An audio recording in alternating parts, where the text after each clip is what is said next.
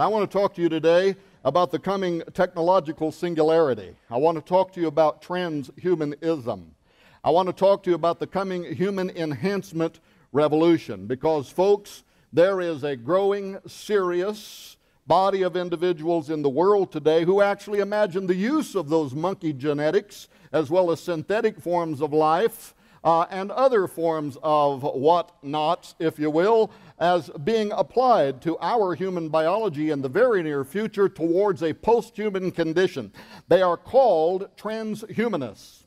And for those of you who may not know what I mean when I use that term, transhumanist or transhumanism, that is simply the title that is given to describe this growing, diverse cultural movement that imagines that we now have it within our grasp to take man into the next step in our evolution. We are going to brain-machine interface ourselves with artificial intelligence systems. At the germline level, we are going to genetically alter the human species so that all life forms born downline from Homo sapien will be a new form of man. We are going to use technocratic tools, genetics, robotics, artificial intelligence, nanotechnology, synthetic biology, neuropharmacology, just a whole lot of stuff that ends with the phrase ology. We are going to use that to permanently undo God's creation. And the first thing that you need to realize is that this vision, ladies and gentlemen, is no longer considered to be fringe. In military laboratories around the world, from the executive level of governments on down, in monster corporations that are betting trillions of dollars into the future, there is a dream that is taking place. And here's another thing I bet you don't know. Your tax dollars are being used right now to define the language around which this new creation, if you will, this new form of Nephilim, Nietzsche's dream of the Übermenschen, Hitler's dream of the Aryan super race, we are literally moving towards not just the precipice, we have stepped over the precipice and are now moving into what is called the hybrid age, which we will be talking about in a moment with regard to these slides. Okay, here we go. I was completely aware last year when I went to the Science and Supernatural Conference in Dayton, Ohio. When I spoke there, I was convinced that the average Ohioan was completely unaware of how, right there in their state in recent years, the Case Western Reserve Law School had been the recipient of $773,000 from the NIH, the National Institute of Health. The National Institute of Health is the largest government department in the United States that hands out your tax dollars for health-related science and research. But why did they give $773,000 to Case Western Reserve Law School? It was so that a professor by the name of Maxwell Melman, the lead bioethicist at Case Western Reserve Law School, would begin a 24-month research period in which he would lead a team of law professors, bioethicists, scientists, other interested and qualified parties over a 24-month period, ladies and gentlemen, for the express purpose of establishing two things. If you want to look up on the screen, number one, in that middle paragraph there, you'll see that it was to develop standards for tests on human subjects in research that involves the use of genetic technologies to enhance normal individuals, to make them smarter, to make them stronger. And notice this little eugenic caveat, to make them better looking. Imagine how our tax dollars are being used in ways that we don't know about. But in any case, the 24-month research period came and went. Because this is research that I do, I have been waiting. By the way, this concluded a little over 1 year ago, and I have been waiting with bated breath to find out in what way standards were developed for the genetic alteration of the human species. By the way, if you read the full press release, it was also to begin developing the guidelines that will be used for establishing public policy, that is, the law. And how will the law need to be amended in order to extend constitutional and Bill of Rights privileges to human non-humans? This is humans who have been sufficiently genetically altered as to no longer even be considered to be human under our current set of laws.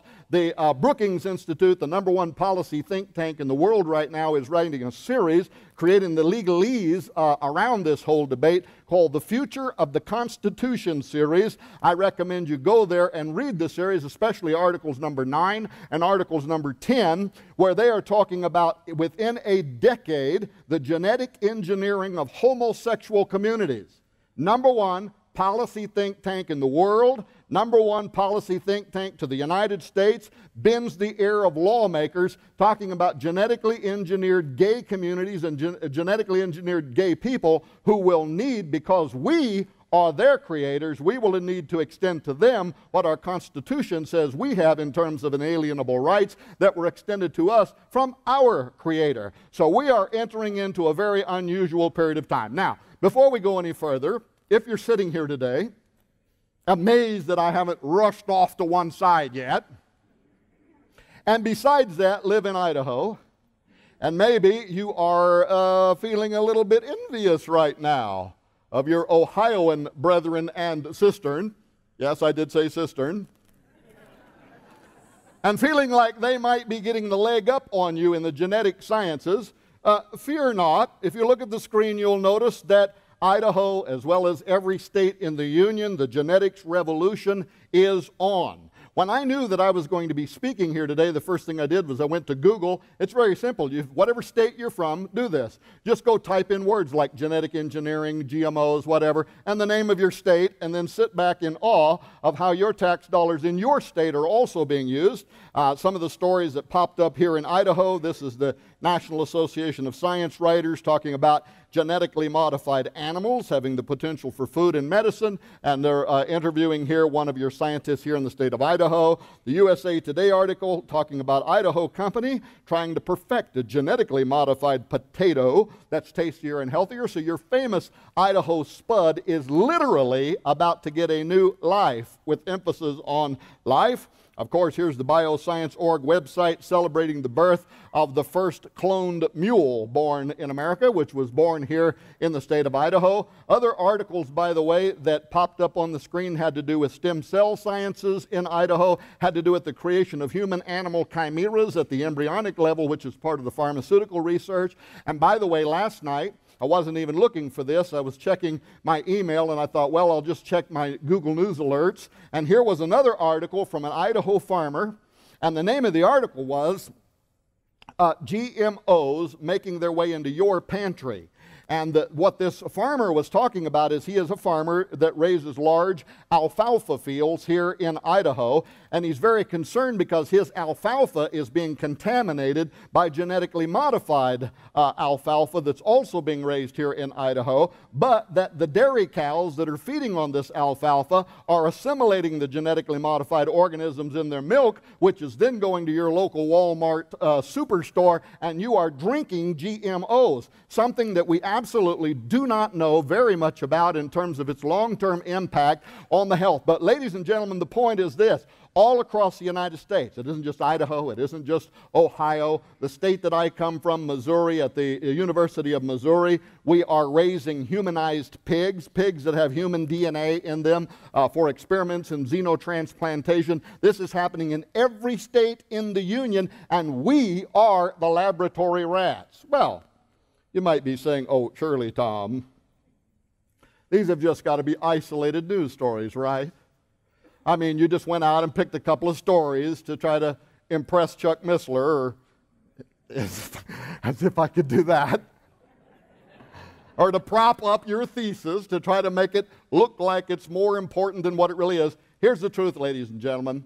Before my house burned down, didn't your house burn down one time, Chuck? Oh, well, thank God. Somebody lied to me. Before my house burned to the ground in January of this year, and my wife and I walked away with not more than one wheelbarrow load of singed stuff, I lost not only a library I'd been collecting for 30 years, but over 6,000 pages of documents on this whole area. I could literally stand before you today for 10 hours and page through report after report, peer-reviewed medical journals, peer-reviewed science journals, line items in military budgets here in the United States. Did you know that the 2011 presidentially approved DARPA budget, our little friends out there, the Defense Advanced Research Projects Agency, that this year's presidentially approved budget has millions of dollars in it for figuring out how to edit the DNA of our soldiers? Did you know that in this year's DARPA budget there are millions of dollars for the creation of what is called biodesign, which is a new synthetic form of life, something that has never existed before. Furthermore, they want it to be militarized, which we don't know what that means, and more importantly, they want it to be immortal, something that cannot be killed. Literally, what they're trying to do is figure out how to circumvent the curse. They're trying to get around cellular death, genetic death. With the curse that God placed on Adam and Eve at the fall, our science departments and our military trying to figure out how to get around that and to enter some kind of immortal transcendence without Jesus Christ. It's in this year's DARPA budget. As a matter of fact, I photocopied the pages and put them in the book Forbidden Gates, just so people would know I'm not making this up. Well, but anyway, so that you know that I'm not making this up, let's take a look at just a few of these various reports. Who is the State of the Future? This is from the Millennium Project. And by the way, the last time I checked, they had not yet published the 2011 report. That's why it says this is the newest report. The Millennium Project was founded in 1996 after a 3-year feasibility study with the United Nations University, the Smithsonian Institution, Futures Group International, and the American Council for the United Nations University. It's a global futures research think tank of futurists, scholars, business planners, policymakers who work for international organizations, governments including the government of the United States, corporations, non-governmental organizations, and universities.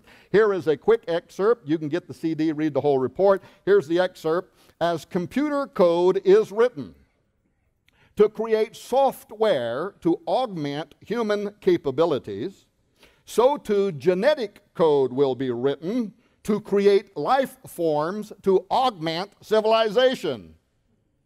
When I first read that, I said, what in the world are they talking about here? So I read the report and followed up on it, and here's what I found out.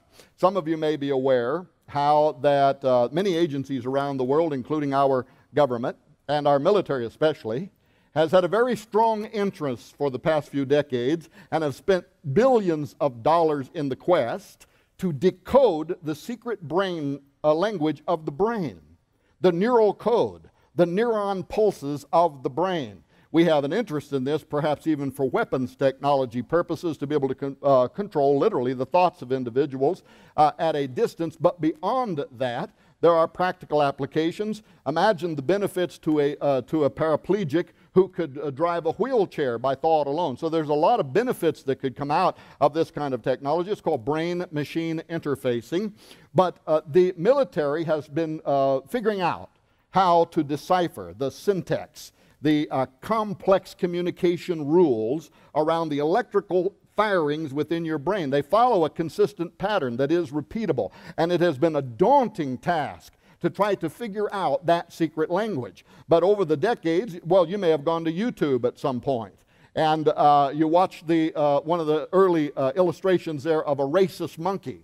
And it's got a chip implanted in the hippocampus of its brain, and it's got wires running out of its brain that's going into a computer. And by thought alone, the monkey has learned how to move a computer cursor around on a screen in order to make decisions and then to get rewards. Well, that was a very early illustration of this technology. The technology has gone crazy in just the last few years, especially the last 36 months. We have had amazing breakthroughs in developing the algorithms that can work with breaking the neural processes of the brain down into digital code, that is strings of ones and zeros, where it can then be broadcast into a receiving station somewhere and reinterpreted to its exact meaning, orders, emotions, whatever that might mean.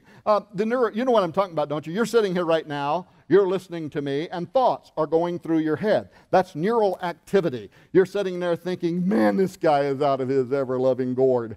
Or you're sitting there thinking, geez, I'd love to go to the bathroom, but if I get up, everybody's going to look at me. Or whatever it is you're thinking, that's the neural pulses of the brain. Well, now, by the way, in just the last 36 months, We have developed extracranial neural readers. In fact, this technology is advancing so quickly that at Christmas last year, a couple of the games makers introduced game systems where children can play games via thought alone, mind control, moving characters around on a screen. Now this year, I understand there's going to be 10 or 20 new systems coming out. Furthermore, televisions, next year, beta televisions that you will be able to control by thought alone. I read that and said, really? I mean, we're not already big, fat, dumb, couch potato-y enough that we're going to sit there and just think? I want my robot to bring me another beer, and I want to change to channel 23 and turn up the volume. Really, get up and walk before you die. Beta versions of smartphones within the next 18 months where you will think, call mom. And what's happening, the University of Chicago had a report on this where they were talking about how this technology is being developed right now, being tested in Afghanistan by our soldiers who are wearing a device. I read the report, no bigger than a Bluetooth that sits above their ear and extracranially is reading the neuron pulses of the brain, broadcasting it to a receiver where it can be interpreted. And what the University of Chicago was talking about is how this is very quickly leading now to what will become a synthetic form of telepathy where soldiers will be able to communicate with each other by thought alone, and it's also leading to a synthetic form of telekinesis where soldiers will be able to control objects, move about, robotic warfighting machines. And they showed a guy wearing a helmet, a soldier, with a panoramic screen on the front of it, and they were illustrating how he is watching the distant battlefield that a drone is flying over, and by thought alone he would be able to tell the drone to drop its payload, take pictures of something, move on to a new place. In other words, we're building Terminator technology. Well, so what the 2010 State of the Future report is saying is, as the computer code is written to create the software that will thus augment our human capabilities, what is going to happen? Ray Kurzweil talks about this in his film Transcendent Man, which Chuck Missler is in, and in much of his other stuff. If you've read his book, The Age of Spiritual Machines, and on the technological singularity, by the way, technological singularity simply is the title they've given to explain the date when we reach what is called strong artificial intelligence. Basically a synthetic conscious mind. And we will invent this. Authors like Hugo de Garis, if you've read his book, The Artellect War, believes it, and Hugo is an atheist, and he believes it's going to lead to what, if you read, he's only describing Armageddon. But in any case, strong artificial intelligence, a synthetic God. That's what Hugo refers to it as. We are building a deity, is his words, and it will be trillions of times smarter and more powerful than every Einstein that has ever lived, and many experts believe we're going to arrive at that moment within the next couple of decades. Well, what they are talking about in this report is that all of these, this phenomena, all of these advances in technology seem to be rushing towards a point in time in which everything we have ever known about life on earth and interactivity, everything in one day is going to change. Everything is going to go out the door. Everything you've ever thought you had known, your gray matter simply will not be able to keep up with it. And Kurzweil, as others, as well as the State of the Future, what they're saying is, since this, the potential of this technology will so outweigh our capacity to be able to handle it, it is going to become necessary then to start changing us. And that's what they mean. Genetic code will be written to create life forms, synthetic forms of life, nanobots, other things that will integrate with our cognitive ability and enhance our brains so that we then will be able to fully appreciate and enjoy all of the benefits of becoming Star Trek's Borg.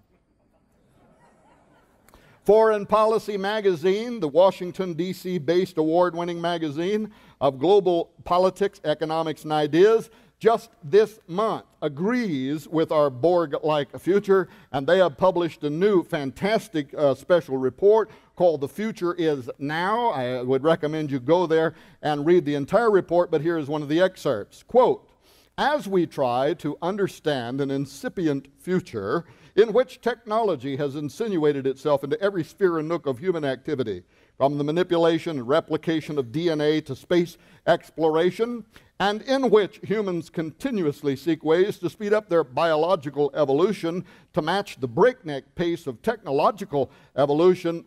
Notice this: the only way to do that is going to be to incrementally integrate with technology, launching an era of change and innovation that we call the hybrid age, end quote.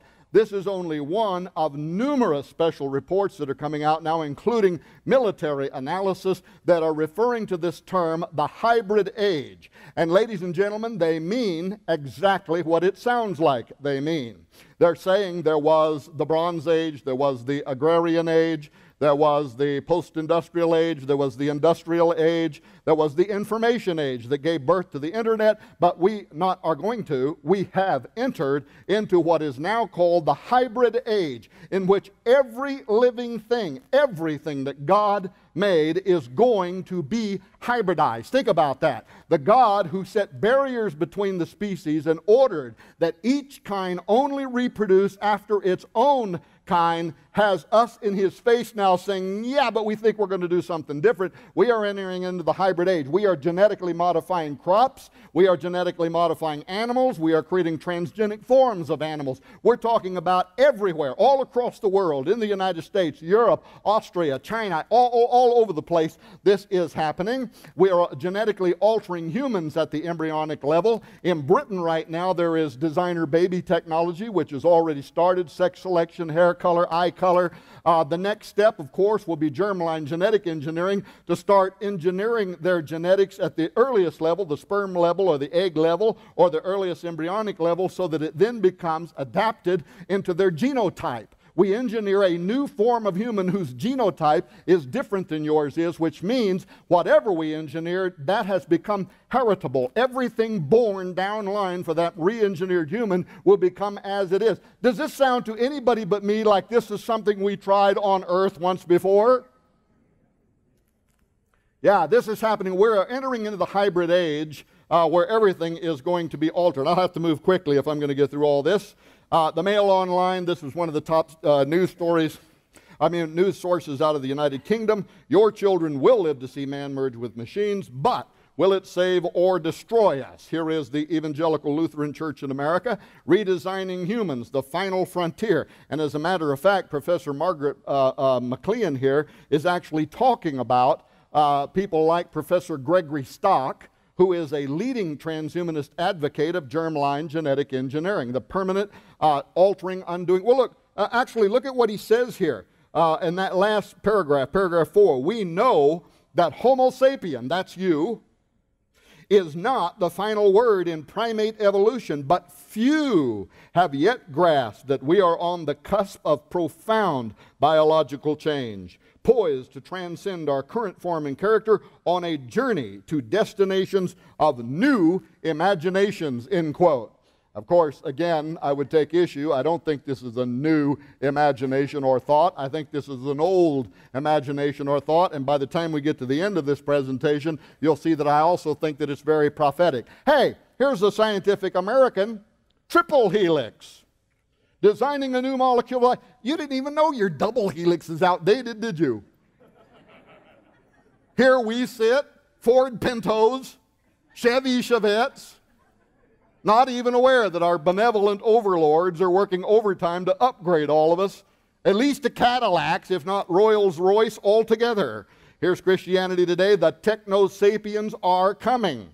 When God fashioned man and woman, he called his creation very good. Transhumanists say that by manipulating our bodies with microscopic tools, we can do better. Are we ready for the great debate? Well, the techno-sapiens are coming, but when are they going to be here? Only 2 weeks ago at MIT, the famous Massachusetts Institute of Technology's MTech conference, we were told, get ready now for a new human species. Here's an excerpt from the article. The ability to engineer life is going to spark a revolution. That's the hybrid age revolution, the new revolution that will dwarf the industrial and digital revolutions, drop down to the bottom, because we can engineer our environment and ourselves. Humanity is moving beyond the constraints of Darwinian evolution, and the result may be an entirely new species. Here's New Scientist magazine agreeing with the new species of man. And in this article, evolution machine, genetic engineering on fast forward. They are talking about some of the instruments that are being used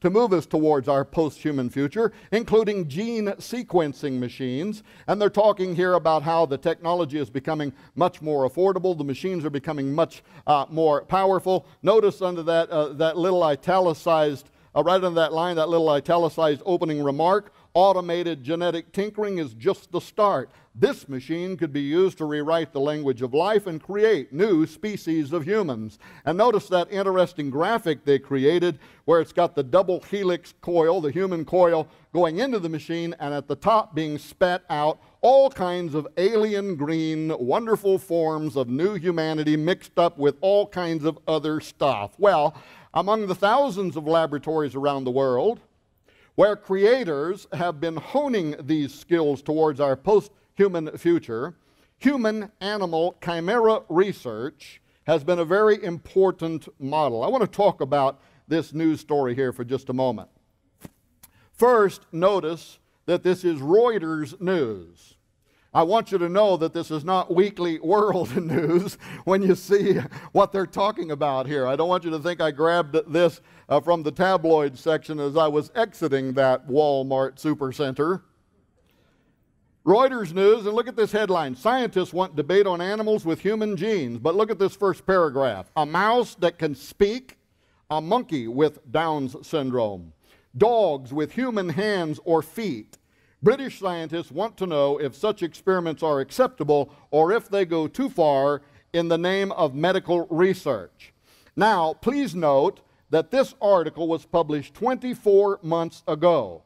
Why would I include this article with these more recent statements that are being put forward? You'll understand that in a moment. And let me give you just a very quick background to this. This article was an interview with scientists in Britain who had been doing research into human-animal chimera creation. Now, why would the pharmaceutical industry have an interest in creating a part human, part animal at the embryonic level? And you should know, because this is mostly what's driving a lot of both stem cell and human-animal chimera research. It's really quite simple. It's because it is a daunting task for pharmaceutical corporations, monster corporations, to get permissions to do human trials with new drug therapies. And they have the potential of making untold amounts of money. And how many know that when it comes to the giant corporations, it's really all about money? It's not about ethics, it's about money most of the time. Well, they stand to make trillions of dollars as we move into the future with new drug therapies. And one way to test a new drug therapy against human enzymes is to create a part human, part animal, or a part animal with human enzymes that then allows them to bypass the human trial requirements, the daunting task of getting permission to do so, and now they can test their drug therapy to see if that part of the human genetics in that animal is responding in a particular way. Okay, so this is what these scientists were doing. Human-animal chimera research in Britain, and they went to the government of Britain, and they wanted to know if they could have access to public funds, tax dollars, to fund their research into this. Well, people in Britain started finding out about it, and especially among the pro-life community, there were those who did not like the idea that their money would be used to create a part human, part animal that then would be experimented on and then killed. That might be okay with some of us. No, I don't think so. Well, it wasn't okay with them either. And so what happened was there was kind of an uproar. And so the government of Britain decided to host what they called the embryology discussions, which was kind of an open forum in which they invited in all kinds of disciplines, scientists, bioethicists, even members of the clergy. And get this, the Vatican sent 2 bishops to testify during the embryology discussions, and one of the Vatican's spokesmen said that if a woman participated in these experiments by providing egg or ovum and then later developed a crisis of conscience and wanted to raise this part human, part animal as her child, she ought to have the right to do so. That was the advice from the bishop from the Vatican. Well, in any case, the embryology discussions came to an end, and then the government of Britain began doling out tax dollars to these scientists on a case-by-case basis for the creation of human-animal chimeras. All right, now fast forward 24 months ago, and that's where this interview came in. The same scientists were back now. And they wanted to know, would it be okay if we take the next step? Can we now start raising these half humans, half animals to full maturity? Can we start raising islands of Dr. Moreau and doing long-term experiments on creatures that are part human and part animal? The other thing that this article was very interesting in is that the scientists admitted that they are satisfied, okay with 50-50 integration of humans and animals. Because most people have been led to believe, especially in the stem cell sciences, that the amount of human material in one of these creatures is so minute as to be inexcusable. And what these scientists admitted was they were okay with fully 50-50 integration between humans and animals, and furthermore they imply in this article that some of their colleagues were already pushing the boundaries anyway and raising these things to full maturity. Well, is that the case? Just last month, so that was 24 months ago, now just in the last month, the Academy of Medical Sciences in Britain admitted that such science is advancing so quickly that an international regulatory commission is needed to oversee the creation of mature human-animal chimeras. But look at this graphic they created here. On the right-hand side is what appears to be a microscope lens. And what is depicted is all known forms of life from animals, pigs, dogs, donkeys, fish, whatever. And notice the little line going over and integrating that genetic makeup in the man that is standing there in the middle, wrapped in the double helix coil. Out of the back of the man with the double helix coil, it goes back into animals. And as you begin reading this report, you come to understand that this graphic depicts the fact that they are acknowledging, first of all, that experiments are happening around the world at breakneck pace in which we are integrating humans with animal genetics and animals with human genetics. And this genie, ladies and gentlemen, is out of the bottle. This is actually a portion of the summary that says, this report considers research that involves the introduction of human DNA sequence into animals or the mixing of human and animal cells or tissues to create entities we refer to as animals containing human material. Oh, by the way, in the Old Testament, these were called Nephilim, Gibborim. They had other names for what ultimately wound up being fantasized in Greek mythology, but that science was occurring. Such approaches, I'm back to quoting now, such approaches are long established and thousands of different ACHM. This is a terrific admission, by the way, on the part of the Academy of Medical Sciences out of Britain. Thousands of different ACHM have been used in biomedical research, yet they have received relatively little public discussion. Now, what type of creature creations are they talking about?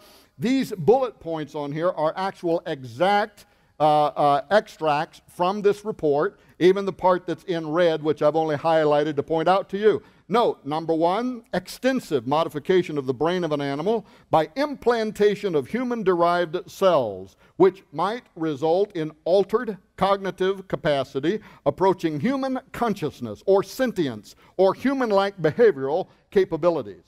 Number two, situations. Look at this, where functioning human gametes. Ladies and gentlemen, we're talking about fertilized cells that can fertilize, gametes. Eggs and sperm might develop from precursor cell types in an animal, and where fertilization between human and animal gametes might then occur. We're talking about the creation of species that can reproduce with humans. Number three, cellular or genetic modification, which could result in animals with aspects of human-like appearance, skin type, limb or facial structure, or characteristics such as speech. Really? I mean, is this science really going on all around the world? One day after the Academy of Medical Sciences published their report, the Mail Online reported on only 2 of the tens of thousands of laboratories that are in Britain that are involved in this research, and in only 2 of them, 150 human-animal hybrids had been grown in UK labs. But ladies and gentlemen, it isn't just in Britain. The United States published its own similar report, beating the United Kingdom by 20 years. And in their 1982 report, Splicing Life, The United States President's Commission for the Study of Ethical Problems in Medicine and Biomedical and Behavioral Research looked at the social and ethical issues of genetic engineering with human beings, including interfacing humans with nature and animal, as well as combining man with new forms of life. They were actually back then imagining synthetic biology, which of course the J. Craig Venter Foundation has since accomplished, integrating man with synthetic forms of life. The report imagined that the dawn of this science would occur within 10 to 20 years. Now, why did I put down there how prophetic? Well, you're going to find out in a few moments. Because report after report from the government, this was published in '82, they imagined within 10 to 20 years, which would take us approximately to where we are now, or sometime around in and around the year 2012. A date that continues to show up in government report after government report telling us that anytime after the year 2012, the first baby steps will be established that will ultimately lead to a new form of life. A new form of human will emerge upon the earth. Hang on to that thought for a moment. All is well, though, because at Emory University just last month, Rabbi Michael Broidy stepped forward to argue that Jewish law will support such animalized humans so long as it produces superior people. And there's the Emory University screen grab. Here's a quick excerpt. Genetic engineering in which the traits of different individuals or animals are combined already has resulted in amazing combinations. Jewish law would support similar intentional human-human chimerism in which the embryonic material of two fetuses is mixed, or human-animal chimerism in which the cells of a human are mixed with the cells of another mammal. Here's the Washington Post of mice, men, and in between. Scientists debate the blending of animals and human forms. Here's the New York Times. Merely human. That's so yesterday. Here's Counterpunch, Monsters, Inc., the Pentagon plan to create mutant super soldiers. Here's the Center for Bioethics and Human Dignity, the future of the human species. Here's Discovery News, part human, part machine transistors devised. Here's the Danger Room at the Wired magazine. Pentagon looks to breed immortal synthetic organisms. And I want to say something about this news story too. Top Pentagon scientists fear brain-modified foes. This is an article that was published about 3 years ago. I have included it with these newer reports for this reason. This was the first time that the public began to learn that some of the top think tanks that provide advisory information to the United States military now see the human enhancement revolution as the next arms race. That's right. In much the same way as the old Soviet Union competed with the United States during what is now called the Cold War for nuclear supremacy. Top advisors such as the Jasons. Who are the Jasons? You can read it. They are the celebrated scientists on the Pentagon's most prestigious scientific advisory panel.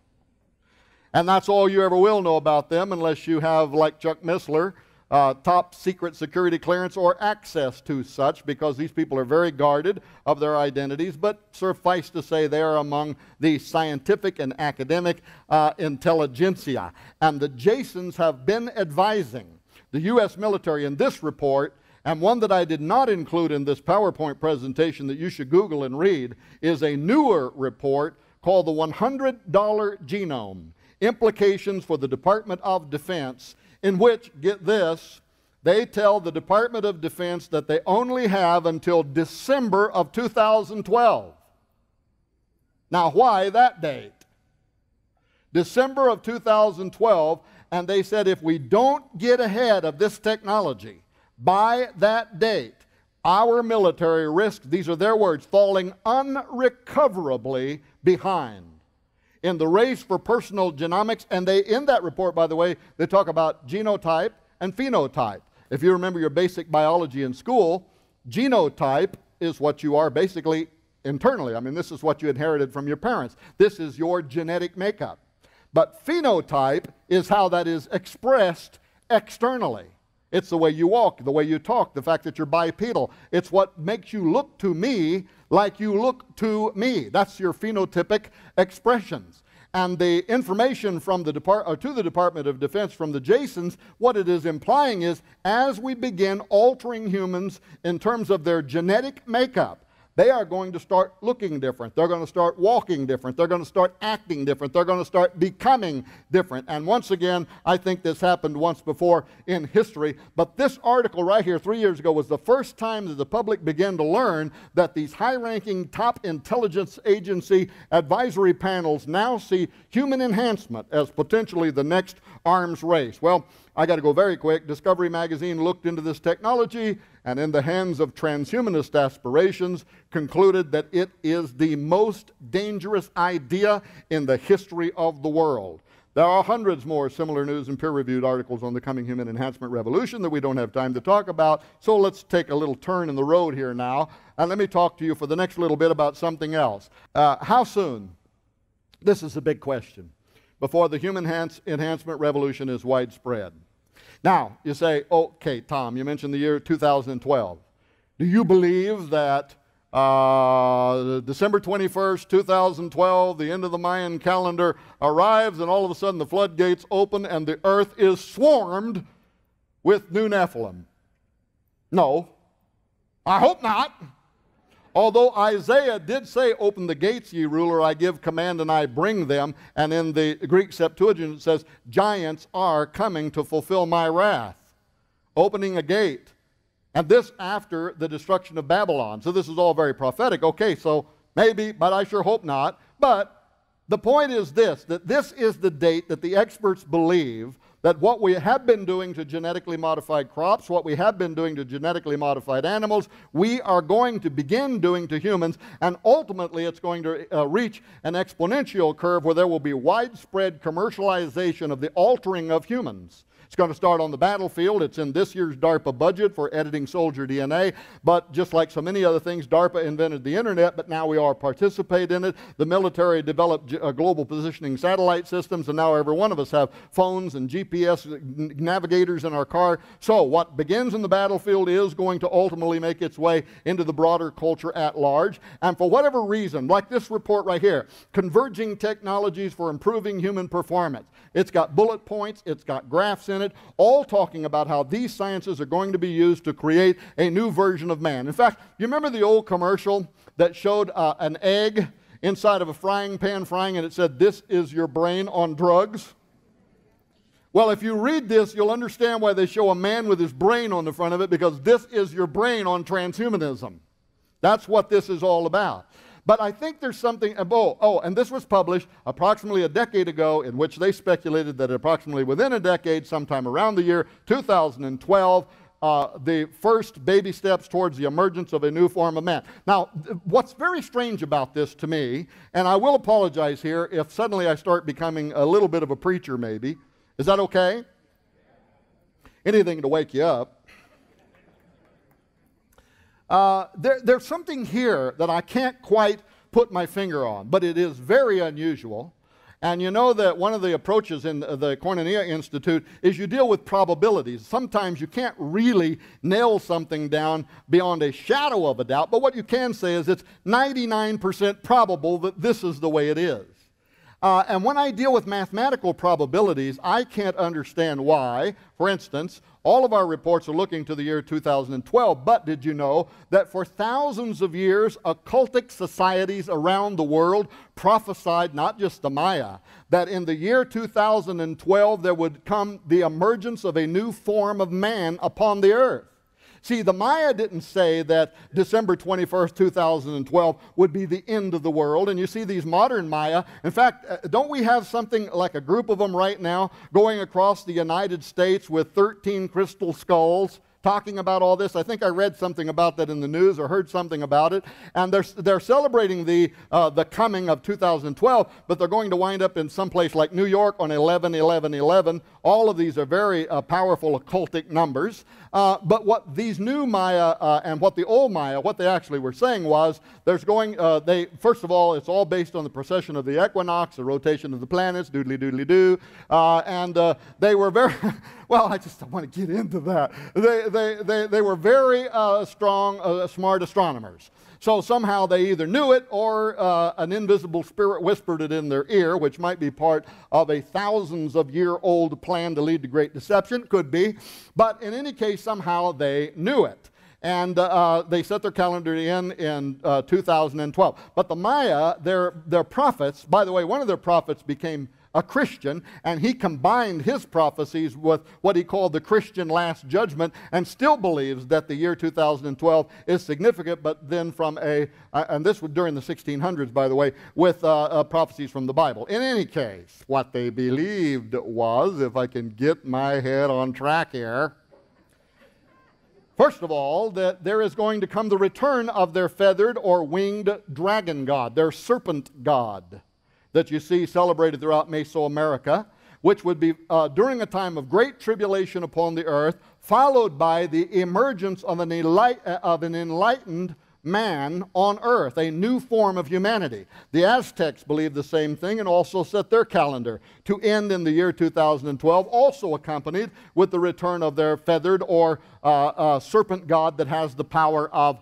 flight. And by the way, that's a very interesting iconography that turns up over and over and over in these belief systems. If you read the book I wrote, Apollyon Rising 2012, in which I show how this date 2012 is encoded on the Great Seal of the United States, more importantly, the prophecy on the Great Seal, the Novus Ordo Seclorum, is taken from the Cumae Sibyl, a priestess of Apollo, who prophesied that at the end of time, Apollo would return to the earth and it would give birth to a new golden age. Well, the golden age in Greek mythology is when the gods and the demigods walked upon the earth. And her prophecy is not just that Apollo will return, but that it will give birth to a new race of people who have been merged with the gods. So again, the same kind of symbolism, but Apollo's father, according to her prophecy, is Jupiter, and if you look at ancient depictions of Jupiter, he is pulled through the heavens by two flying winged serpents. So over and over again, you see this imagery of a dragon that has the power of air, or a giant serpent that has the power of air, the power of flight, returning in the year 2012. Well, let's go further. The Hindus, they set their Kali Yuga calendar, the age of the male demon, to end in the year 2012. Here in America, 200 years ago, the Cherokee Indian tribe, during an entire frenzied moment of apocalyptic prophecies, also set their calendar to end in the year 2012, and again with the return of their feathered rattlesnake god, their flying serpent that had the power of air. But did you know this? 700 years ago, see my legs wanting to walk? 700 years ago, Jewish mystics in the Zohar, this is the most important book of Jewish mysticism, Kabbalah, magic, occultism.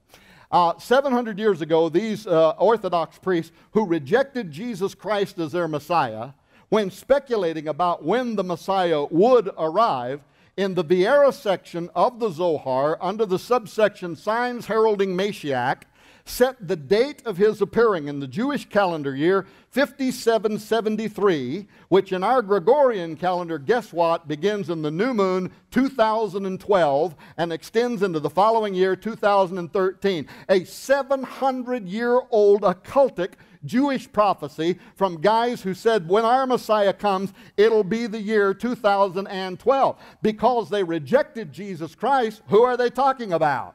They're talking about the coming of the Antichrist in the year 2012. But did you know that 100 years before that, another occultic figure, a Catholic priest, a prophet by the name of Malachi O'Morgair, or who the Catholics more commonly know as Saint Malachi, went into a frenzy and also prophesied. And he prophesied a famous prophecy that today is known as the prophecy of the popes, in which he named every pope that would exist from his day to the final pope, from Celestine II all the way down to the final pope, who he named Petrus Romanus, Peter the Roman. And guess what? Benedict the 16th is the next to the last pope. Benedict is 85 years old. He's having health issues. He's already talking about retirement, and there was also a threat on his life. The very next pope, if this prophecy is accurate, and by the way, if you study the prophecy, it is mysteriously accurate. For whatever occultic influence that was there, it seemed to know something. The very next pope will be Petrus Romanus, who St. Malachi said will give assistance to the rise of the Antichrist. So, ladies and gentlemen, all around the world, prophecies from thousands of years, from all kinds of disparate societies, whom we have no information, no knowledge that many of these cultures knew each other, but all prophesying a forward moment in time. Now, how could that be possible? Do I put the prophecy of the Maya or Malachi O Morger or any other Oger on a level with the prophecies of the Bible? Absolutely, I do not. My interest in this is why this occultic presence for thousands of years, separated by time and distance in all these cultures, has been fascinated with a date in which they imagine the return of their great dragon having the power of flight and the emergence of a new form of man on earth. By the way, the Cumae Sibyl's prophecy about the return of Apollo, that if you dig in your purse or wallet and put out a $1 bill, you've got that prophecy in your possession right now, the Novus Ordo Seclorum, the return of Apollo at that date. Apollo turns up also in New Testament theology.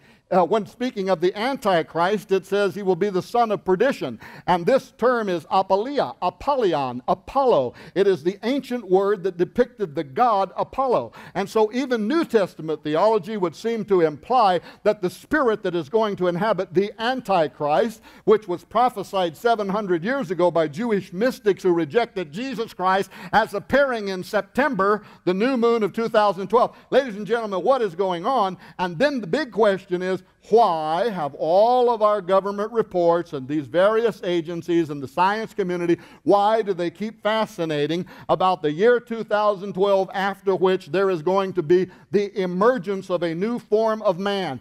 I believe there is something deeply occultic about this, deeply deceptive about this. I think that a ton of the New Age community and tens of thousands of people around the world are being deceived and looking forward to the coming of some space-age savior, if you will, who could appear around that time. Now, is that going to happen? I don't know, but I'm telling you that mathematically, the improbability, this has got to be in the order of hundreds of millions to one, that all of that concatenation of prophetic significance from an occultic societies all around the world speculating about this date, and then our own government telling us that yeah, we agree with that. 2012 sounds like a good date for me for all to become little demigods.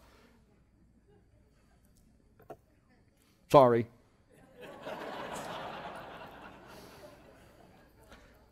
Well, whereas 2012 may be looked back on as the dawn of the human enhancement revolution, Time magazine considered the matter, interviewed Mr. Singularity himself, Ray Kurzweil, and concluded that 2045 is the year that man becomes immortal. Some believe the new man is going to be here even sooner, however, and they are preparing for it. At the School of Law, Birkbeck, the University of London, preparations are already being talked about. Birkbeck is one of the leading law schools that teaches crime scene investigation. And they put out a press release not long ago talking about CSI. And if you know anything about CSI, of course, right, this is specially trained law enforcement officers, right? They're trained, they go into a crime scene, they make detailed measurements in the crime scene, they take photographs, they rope it off so that those who are not trained to be there won't be. And then they start collecting all this forensics information. It might be a drop of blood. It might be a drop of spittle, a drop of sperm. It might be a hair fiber. It could be a cotton fiber. It could be something out of a car. It could be a tire track. It could be a footprint they want to make a cast of. If there's a body there, it could be the way the body has been treated. But in any case, then they meticulously and carefully collect all of the forensics information, put it in special containers to avoid cross-contamination, unless this is O.J. Simpson's crime scene, and then they scoop it all into a giant bag and go like that. And then they send it to the crime laboratory where the entire crime scene is put back together, and ultimately they come out of this, hundreds of years, by the way, of this analytical type of law enforcement science. They come out and basically they say something like, we are looking for probably a Caucasian male between the ages of 18 to 24 years of age. He is probably part of an affluent community, or he is addicted to drugs, or whatever the analysis has told him. And then this becomes a very powerful tool for profiling who the perpetrator of that criminal activity might have been. Well, the Birkbeck University recently said, if we go down this road, we are going to have to introduce new crime scene analysis classes for dealing with crime scenes that have been perpetrated by human non-humans. And the whole point is that if a serial rapist, for instance, is part wolf, this thing might behave in ways that we can't even comprehend, way outside the paradigm of our understanding. Well, ladies and gentlemen, that such things are going to have to be talked about sooner than later was actually dramatically illustrated in research not long ago by Professor Ivan Balaban at the McGill University in Montreal, Canada. And what Balaban did was he took the developing brain matter of embryonic quail and he genetically engineered it into the developing brain matter of embryonic chickens. And the developing chickens grew up to exhibit head bobs and vocal trills that are natural to quail. And what his experiment so dramatically illustrated is that very, very, very complex behavior patterns can be transferred across species line from one species to another through genetic engineering. Well, how big might the implications from Professor Balaban's research be? Here is the front cover of the Global Governance 2025 at a critical juncture. 2025 is only 13 or so years from now. So basically this report is talking about what might occur this decade. Now, what is this report about? First, notice this, that this is published by the United States Office of the Director of National Intelligence, working with the European Institute of Security Studies. This was published 13 months ago. So we're talking about top-level intelligence agencies in the United States and Europe working together for what purpose? To try to determine what might set in motion the need for a global government. That's why it's called Global Governance 2025. Basically what they're saying is, what could happen that could suddenly cause all of the nations of the world to have to come together in mutual protection of one another against an unprecedented threat. That's what they're talking about. And so they talk about biological warfare. They talk about the collapse of the economy, which Chuck Missler was talking about before lunch today. They talk about all of that as potentially leading to the need for a one-world government. But then on page 35, look how things start getting interesting.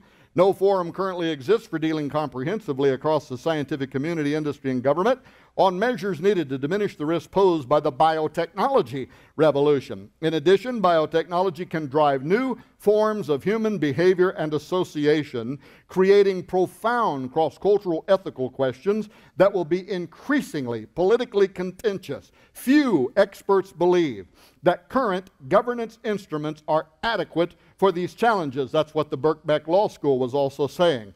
For example, direct modification of DNA, this is germline genetic engineering, which we talked about earlier, at fertilization is widely researched with the goal of removing defective genes. However, discussions of future capabilities open the possibility for designing humans with unique physical, emotional, or cognitive abilities, end quote. So ladies and gentlemen, imagine this now. The top intelligence agencies of the United States working with the top intelligence agencies in Europe saying, okay boys, what do we imagine could be the trigger event that will set in motion the need for all of the nations of the world to come together under a single umbrella in mutual defense of an unprecedented threat. And among the things that they chose to talk about is the emergence of a new form of human. Well, is this report from the American and European intelligence communities overstating the facts? Not according to a series of recent House Foreign Affairs Committee hearings that were held in California a while back. California Democrat Brad Sherman, who's known for his expertise in the spread of nuclear weapons, or weapons of mass destruction among terrorists, was picked to chair these meetings. Well, what were the meetings about? A journalist for Congressional Quarterly magazine by the name of Mark Stenzel attended the events, listened to the HFA hearings, then went back and wrote a feature article for CQ magazine called Futurist, Genes Without Borders, in which he described listening to the HFA hearings as sounding more like a Hollywood pitch for a sci-fi movie than it did a sober discussion of scientific reality, with all of its discussion of super animals, super intelligence, and superhumans on the near horizon that represent an existential threat against which mankind is not prepared. Well, ladies and gentlemen, in designing humans with unique physical, emotional, and cognitive abilities, I believe that we could be witnessing the unfolding of biblical prophecy. Anybody agree with that? First of all, genetically altering living organisms could unleash plagues of end times proportions. What does God know that we don't know besides a lot about why He put barriers between the species that we are now so freely crossing over? We used to look at verses like Zechariah 14:12, talking about people's flesh consuming off of them while they stand, and we would interpret this as possibly radiological contamination from a nuclear confrontation, and that might be what it is. But now, with the biotech revolution, ladies and gentlemen, we are opening a Pandora's box to a million kinds of a molecular biological nightmare. We could unleash in one day, I don't want to scare you, but a Black Death, or it could be intentionally contrived by a terrorist organization. And right now, security experts are staying up at night and can hardly sleep, knowing that you can go on eBay and buy a gene sequencer and open a lab in your garage and start synthesizing living organisms. As a matter of fact, this stuff is becoming so easy that all colleges across the United States right now have what they call the iGEM competition, where college kids are creating new forms of novel life. In fact, it's called iGEM because it has to be a living machine. It has to actually accomplish something, and awards are being given out on our universities every year now for new synthetically formed creations of life. I believe that what we're seeing in the biotech revolution, and by the way, let me insert something here. I don't believe everything happening in the biotech revolution is negative. I was doing a radio show recently. They said, well, do you see anything good coming out of biotech? And I said, oh, there could be all kinds of good things that could come out of it. If we could learn how to simply turn off a cancerous cell, that would be a great thing, right? My issue is in altering humans, genetically re-engineering and tampering and crossing species barriers. That is an assault upon the divine order. And when you assault God, you're probably not going to win in that boxing match.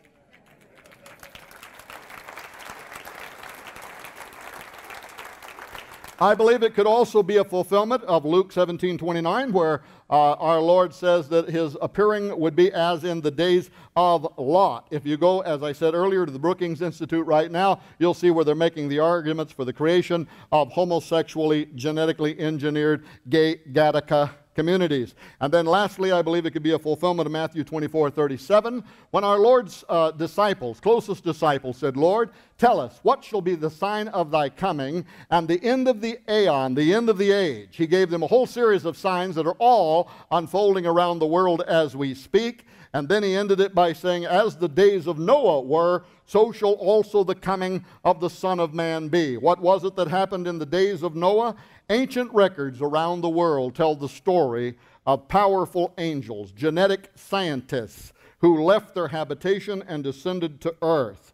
The story includes genetic alteration of human and animal genetics. In fact, the Bible itself, by the way, tells us that the flood came because all flesh, both man and beast, had been corrupted. And many of the ancient records even describe the blending of these species, which then later turns up in Greek mythology. But the result was to create a body into which they could extend themselves, later became known as the Nephilim. Some scholars believe this story is reflected in Genesis 6:4, which says, there were giants in the earth in those days, and also after that, When the sons of God came in unto the daughters of men, and they bare children to them, the same became mighty men which were of old, men of renown. But even if someone disagrees with that assessment, discredits the prophetic questions that I have raised, or disagrees with certain theological situations like the angel theory of Genesis, which I happen to believe, which is very interesting because when I was a young preacher and knew everything there is to know about doctrine in the world, because I graduated from a Bible college, and bless God,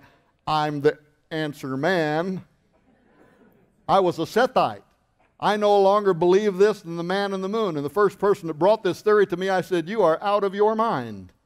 But when you're honest, and I was, I came to believe that everything in history supports this theory. Now, again, you don't have to agree with me, but you would need to recognize that neither God nor evolution. So it doesn't really matter what your worldview is. If you're sitting here today, you're not a Christian, you're a Darwinian evolutionist, you would have to admit that what we are doing now was not allowed by God or evolution, and as a result, I think we could soon learn what I call the Brundlefly lesson.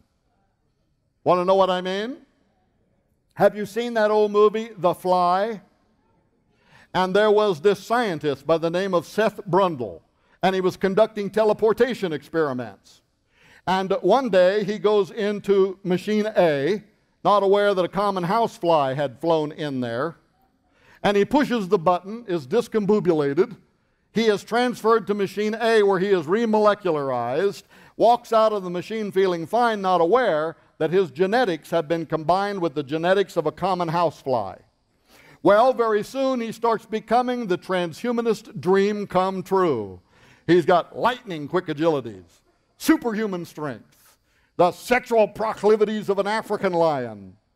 But then something else happens, and he starts mutating into a horrific monster and has to be destroyed. Jeff Goldblum, who starred in the remake of that film, also starred in the Jurassic Park movies. And I love the scene in the first Jurassic Park.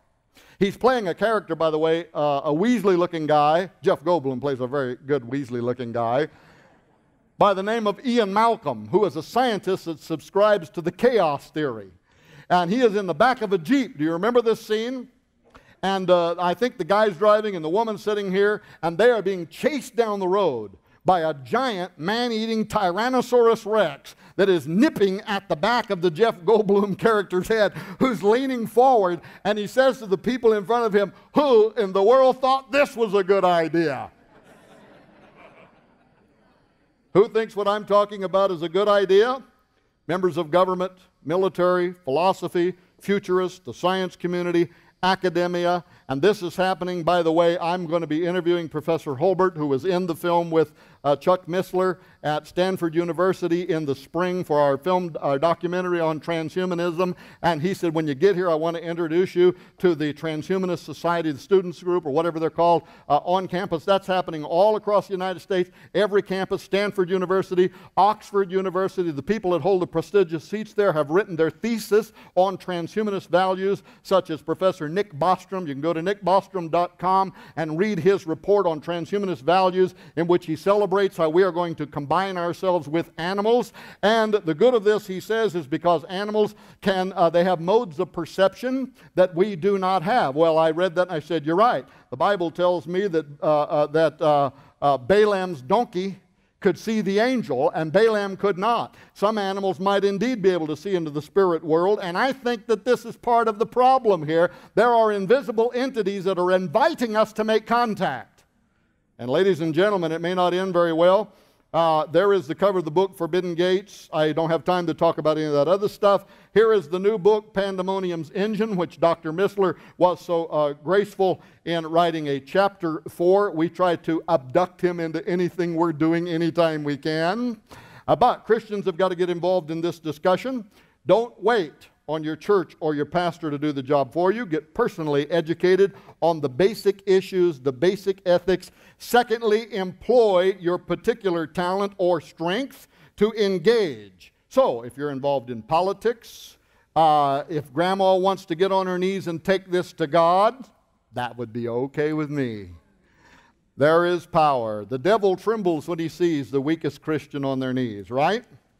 from media, if that's what you do, to education, whatever it is you do, make the issue of transhumanism some part of your sphere of influence. It doesn't have to dominate your life, but at least have a basic knowledge of what is coming, because, ladies and gentlemen, the average American is completely unprepared for not only what is coming, but how quickly it is going to be here, actually already is here. There were 2 children born in Britain recently that are the genetic offspring of 3 genetic donors. We're already doing this in the earliest stages. So make it a part of your influence. Also remember to operate in love and respect of others. That's why, by the way, the title of this book, have you ever seen a longer title? Forbidden Gates. How genetics, robotics, artificial intelligence, synthetic biology, nanotechnology, and human enhancement herald the dawn of techno-dimensional spiritual warfare. The National Science Foundation report, the newest one, Ethics of Human Enhancement, 25 questions and answers, that little picture down there on the bottom to the left, I did not include in today's discussion, but this is an NSF, another report that you paid for. And Patrick Lynn, who is the co-author of that report, went on the Institute of Ethics and Emerging Technologies, the IEET, and referred to me as a pig and as a person who would make people like Ted Kaczynski, the Unabomber, proud. And what was my crimes against humanity? I had written an article called Open Letter to Christian Leaders on Biotechnology and the Future of Man. It was picked up by The Wire. It was published at Wired magazine. And all I was asking pastors to do is read the stuff that these people are saying and be aware of it. Well, he didn't like that. And but the point about all of this, ladies and gentlemen, is that I know from experience we have entered into an ideological battle. We are at war for the mind of a generation. Make no mistake about that. Thank you very much for allowing me to come here today and take some of your time.